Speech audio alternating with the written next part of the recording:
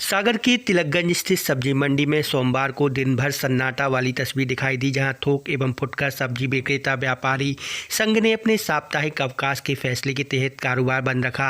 हालांकि सुबह के समय मंडी में किसान जरूर रोज की तरह व्यापार करने पहुंचे, पर उन्हें इस बार उनकी सब्जी के मूल भाव लगाने व्यापारी नहीं मिले। तो वहीं दोपहर के बाद के समय कुछ सब्जी विक्रेता जो अवकाश के पक्ष में नहीं वह सब्जी बेचते नजर आए। लगभग 90% थोक व्यापारी और फुटकर विक्रेताओं ने व्यापार बंद रखा। मामले को लेकर लिए गए फैसले पर थोक और फुटकर सब्जी विक्रेताओं की अपनी दलील है। उनका साफ कहना है किसान या किसी पर कोई दबाव नहीं, वह स्वतंत्र हैं।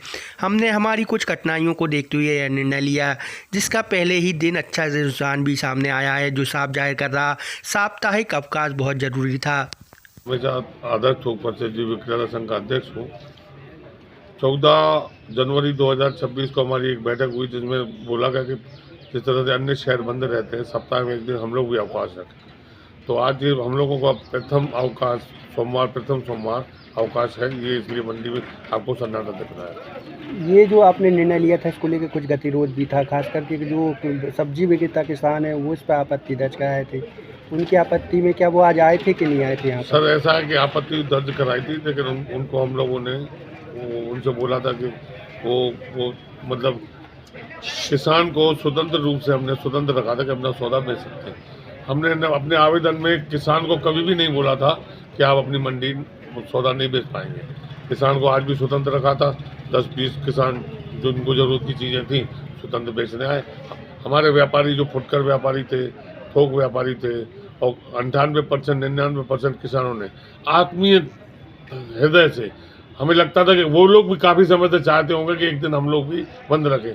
ये जो आज सन्नाटा बिल्कुल पूरी साफ दिख रहा है, वो उसका प्रमाण है।